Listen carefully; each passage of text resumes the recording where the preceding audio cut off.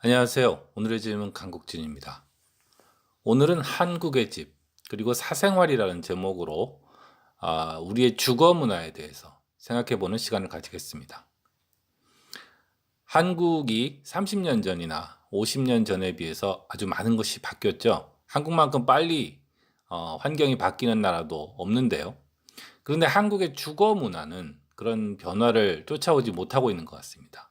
그래서 우리의 주거 문화가 여러 가지 문제를 가지고 있는데요.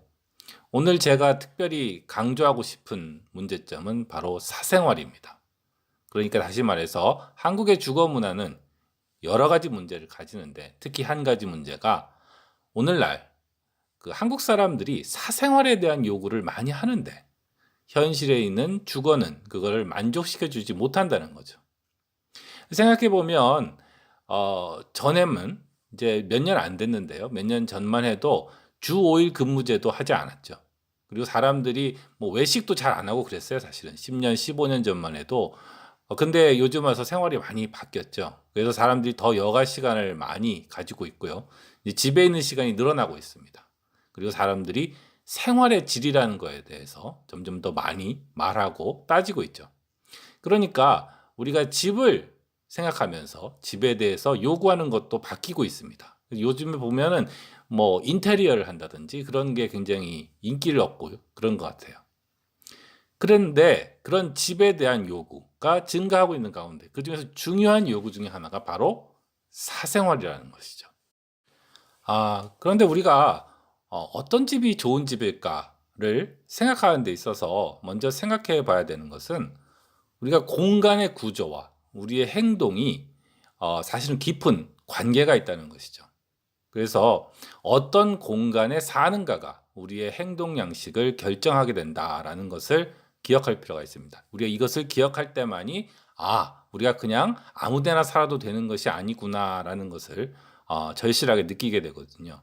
그래서 그런 말씀을 드리기 위해서 첫 번째 예로 제가 들고 나온 것이 바로 해수욕장입니다. 우리가 해수욕장에 가면은 우리가 수영을 하죠. 근데 해수욕장이라는 것은 이렇게 하나의 공간이잖아요. 어떤 벽이 있는 게 아니고. 그래서 수영을 하자면 노출이 심한 옷을 입어야 되는데 하나의 공간으로 돼 있죠. 그러니까 예를 들어서 우리가 광화문 거리에서 수영복을 입고 돌아다니면 그 사람은 아마 경찰한테 체포당하겠죠. 그리고 다른 사람들도 뭐라고 할 것이고 시킨다고 해도 그렇게 하지 않을 겁니다. 그런데 해수욕장이라는 공간에 가면은 우리가 이런 노출이 심한 옷을 입은 것을 서로 용인할 수밖에 없거든요. 그래서 그거에 대해서 서로 화를 내지 않죠. 뭐라고 하지도 않고. 왜냐? 우리는 그냥 뭐 해수욕장이니까 이렇게 생각할 수 있지만 사실은 그 기본적 원인은 해수욕장이라는 공간이 분리가 없기 때문입니다. 분리가 없으니까 어떤 어쩔 수 없다고 생각하는 거예요. 그런 어떤 우리의 행동에 대해서. 자, 그럼 뭘 어쩔 수 없다고 생각하는가를 생각하기 위해서 다른 공간을 한번 생각해 봅시다.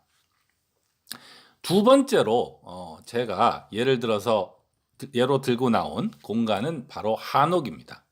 저는 이 한옥이 굉장히 특이하다고 생각하는데요. 왜냐하면 잘 모르시는 분도 있지만 우리나라에서는 온돌이라는 게 아주 오래전부터 보편적인 그 난방 시스템이지 않습니까? 근데 온돌은 어떻게 되냐면 그러니까 방의 바깥쪽에 있는 아궁이에서 불을 떼죠. 그리고 바닥이 뜨거워져요. 그래서 방 안에서는 그 불을 떼는 게 아닙니다. 그런데 사실은 이게 좀 극단적으로 말하면 한국만 이렇고요. 전 세계 대부분에서는 이렇지 않습니다. 대부분은 벽난로처럼 집 안에서 불을 떼죠. 요즘도 우리나라도 뭐 그런 사람들이 있죠. 집 안에서 뭐 가스 버너를 때운다든지. 근데 이 차이가 뭐냐 하면 집 안에서 불을 떼면은 그게 산소를 잡아먹지 않습니까? 그러니까 방이 아주 작은데 그 안에서 그 산소를 잡아먹는 불을 떼는 것은 자살이죠, 자살. 우리가 그 차 같은 데다가 번개탄을 피면은 일산화탄소 중독으로 죽잖아요. 마찬가지로 이 집 안에서 불을 떼는 그런 난방 구조를 가진 상황에서는 작은 방을 만들 수가 없어요. 작은 방을 만들면 그 안에 있을 수가 없으니까 산소가 없어서. 그래서 한국 말고 다른 곳에서는 대부분 난방 구조 때문에 집이 큽니다. 집을 크게 짓고 사람들이 그 큰 하나의 공간에서 같이 사는 거죠. 물론 무슨 왕이나 귀족처럼 엄청 돈이 많은 사람들은 그런 큰 공간을 여러 개 지으면 되겠지만 돈 없는 서민들은 그냥 집이 그냥 통째로 터진 하나인 거예요. 하나의 공간 안에다가 불 펴서 그 안에서 밥도 먹고 생활도 하고 그냥 하나로 하는 것이죠. 그런데 이 온돌은 반대거든요. 바닥이 작을수록 따뜻하죠. 온돌 바닥을 크게 하면은 이걸 전부 데우는데 그 연료가 많이 드니까요. 그래서 우리나라는 칸칸이 작게 나누어진 그 방으로 이루어진 한옥을 지었습니다. 그런데 이러다 보니까 한국은 이 가족들이 서로 사생활을 잘 지낼 수 있는 집을 가지게 된 겁니다.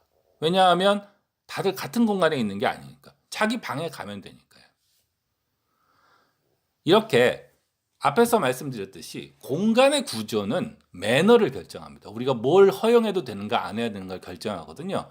그렇기 때문에 우리의 이런 난방 구조 때문에 우리 집이 이런 형태를 가졌다는 것이 저는 동방예의지국이라는 게 어디서 나왔는가? 바로 이런 주거 공간에서 나왔다고 생각합니다. 자, 그럼 현대로 눈을 돌려서 오늘날 우리는 어떤 집에 살까요? 한국 사람이라면 대부분 이 질문에 대한 답을 알고 있죠. 오늘날 한국인은 아파트에 삽니다. 2018년 현재 전체 가구의 59%가 아파트입니다. 그런데 59%가 사실 실제로는 훨씬 이게 커요. 왜냐하면 이 59% 말고 다른 집은 뭐 원룸이라던가 그 단독주택이라든가 이런 게 다 합쳐진 거거든요. 그래서 아니면 굉장히 비싼 집이라던가 굉장히 후미진 곳에 있는 집. 그래서 현실적으로는 많은 사람들이 아파트 말고는 대안이 없다라고 말할 수 있을 정도로 한국인은 주로 아파트에 삽니다. 그런데 이 아파트가 어떤 곳인가를 우리가 생각을 해보면 특히 사생활이 문제가 있다는 것을 알 수 있습니다. 그래서 이런 경우를 한번 생각해 봅시다. 이런 수험생이 있는 가정, 어린아이가 있는 가정, 그리고 나이든 부모님들과 함께 사는 가정, 이런 가정이 아파트에 사는 거예요. 그러면 어떨까요? 모두 알고 있죠, 사실은. 이게 아주 문제가 아주 심각해요. 집에 수험생이라도 있으면은 다른 사람들은 그 텔레비도 못 켜고 라디오도 못 듣죠. 왜냐하면 다른 사람 그 공부를 못 하게 하니까요. 그리고 어린애가 한번 막 이렇게 돌아다니고 이러는 집에 가면은 그러니까 어린애로부터 피할 수가 없어요. 집에만 가면 어린애가 이제 그 하루 종일 그 어른을 괴롭히는 거죠. 그리고 나이든 부모님과 함께 사는 가정은 서로 매우 피곤해야 합니다. 왜냐하면은 그 서로 하루 종일 서로를 신경 쓰게 되니까요. 이 모든 것이 결국은 말해주는 것은 한국의 아파트라는 것은 이 사생활이라는 것을 제공해주고 있지 못하다는 것이죠.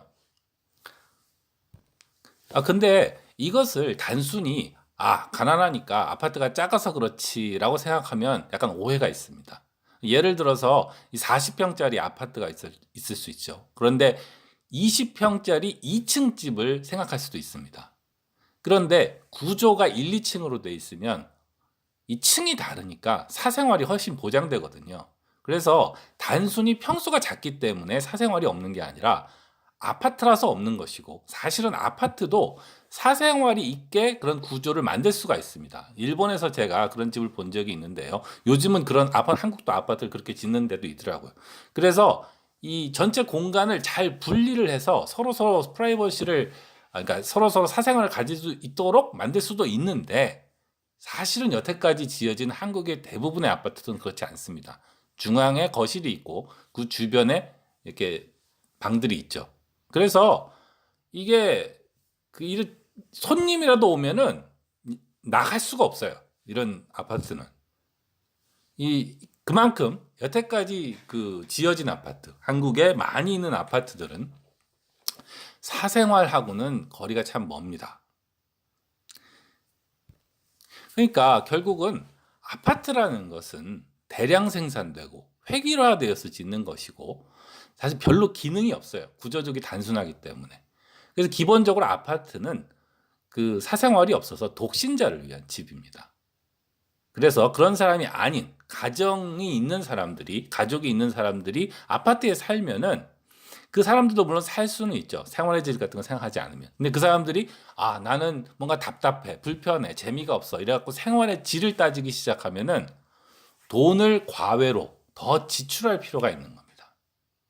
그래서 오늘날 우리는 옛날에는 어떤 마을에 살았죠. 지금 우리는 아파트 단지에 삽니다. 과연 그럴 때 이것이 정말 발전인가? 이것에 대해서 생각해 볼 때가 지났죠. 좀 늦었어요. 우리가 이거에 대해서 고민할 필요가 있는 겁니다. 그래서 저는 이렇게 생각합니다. 한국은 이 밤 문화가 굉장히 발달한 곳이거든요. 한국의 밤은 유달리 시끄러워요. 사람들이 퇴근하고도 집에 안 가요. 직장에서도 일을 많이 하는데 많이 하고도 집에 안 가요. 그리고 한국은 또 사교육 시장이 굉장히 발전했죠. 한국의 학원이 엄청나니까요. 근데 이거를 많은 사람들은 이런 식으로 생각하거든요. 한국은 그냥 한국 사람들은 술 좋아하고 밤에 놀기 좋아한다. 그리고 입시 공부가 워낙 치열하기 때문에 그 아이들을 자꾸 학원이나 독서실로 보내는 것이다. 아마 이런 그 질문에 대한 답도 옳은 게 맞을 겁니다. 그런데 저는 이거 말고도 중요한 한 가지 답이 있다고 생각합니다. 그건 바로 한국의 아파트 때문이라는 거죠. 한국의 아파트는 사생활이 없기 때문에 집에 들어가기도 싫고 아이가 집에서 공부를 하고 있으면 어른이 아무것도 할 수가 없는 거예요. 그러니까 어른들은 자꾸 아이를 학원이나 독서실로 보내려고 하는 겁니다. 왜냐하면 집에서 아이가 공부를 하고 있으면 자기가 아무것도 못하기 때문에. 왜 그렇게 되는가? 결국 우리가 아파트에 살기 때문이라는 거죠. 그런데 그게 공짜가 아니잖아요. 바깥에서 퇴근하고 집에 안 돌아오면 또 돈을 쓰는 것이고, 아이들을 계속 학원에 보내고 독서실로 보내는 것도 돈을 쓰는 것이죠.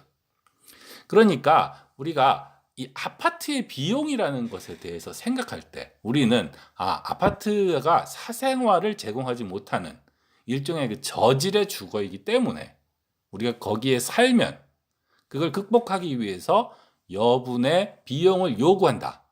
이런 부분을 우리가 기억해야 되지 않는가. 저는 그렇게 생각합니다. 그런데 사실은 아파트가 싫어도 아파트 말고는 대안이 없는 것이 한국이죠. 사실은 찾아보면은 이 정도 가격에 뭐 서울에서 살려면 어떻게 해야 될까? 찾아보면 없어요. 좋은 단독주택 같은 건 엄청나게 비싸거나 굉장히 교통이 나쁜 그런 곳에나 있죠. 그런데 이게 왜 그럴까요? 아파트는 원래 단독주택은 비싸니까 뭐 그런 면도 있지요.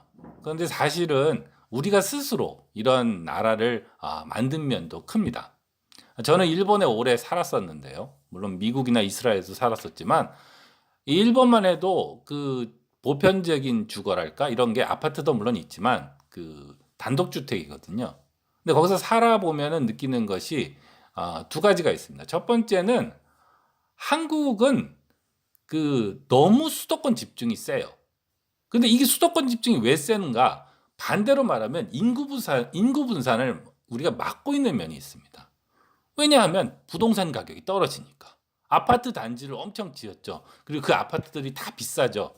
그런데 수도권에 있는 사람들이 전국으로 인구가 분산돼 갖고 살면 가격이 떨어질 거 아닙니까? 그러니까 정치 경제적으로 압력이 발생하죠. 결과적으로 우리가 스스로 아파트 단지를 유지하고 있는 면이 있습니다. 그러니까 아파트 말고는 대안이 없기 때문에 아파트에 사는 것이 아니라 어쩌다 보니까 우리는 아파트라는 함정에 빠져가지고는 그것을 유지하기 위해서 이런 나라에 살고 있다는 것이죠. 또 하나는 한국은 워낙 아파트에 살다 보니까 그런지 이 집에 대한 연구가 굉장히 초기 단계거나 별로 없어요. 그러니까 우리가 싸고 좋은 집에 대한 개념이 없습니다. 많은 사람들이 단독주택이라고 하면은 어떻게 생각하냐면 막 200평짜리 대지에다가 막 그 집을 막 유럽풍으로 막 이렇게 울릉불릉하게 짓는 그런 거를 집이라고 생각하는데 그런 집은 당연히 엄청 땅값이 싼 곳에 가서 짓지 않으면 비싸죠. 현실적이지 않아요. 제가 일본에 살 때 우리 동네에 있던 이제 지나가다 찍은 집 사진 중에 하나를 여기다가 보여드리고 있는데요. 이 집이 각별히 예뻐서 보여드리는 것이 아니라 일본에는 그러니까 이런 식의 집들이 쫙 늘어서서 마을을 형성하는 곳이 아주 많습니다. 이 집의 특징은 보면은 대지가 굉장히 작죠. 대지가 굉장히 작아요. 그리고 내부 공간을 최대로 만들기 위해서 2층 집으로 하고 모양도 정육면체에 가깝죠. 그런데 한국에 와서 단독주택을 보면은 쓸데없이 대지가 크거나 모양이 굉장히 불규칙적으로 생겨가지고 그 건축비가 많이 들어갈 것 같은 그런 집들이 많더라고요.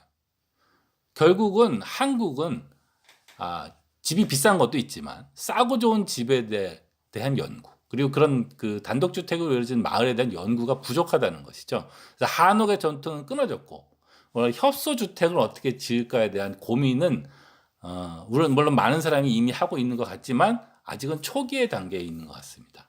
우리가 그래서 이런 것을 하면 우리가 아파트 말고도 대안이 있는 나라, 다르게 살 수도 있는 나라, 그런 나라를 만들 수 있다고 충분히 저는 생각합니다.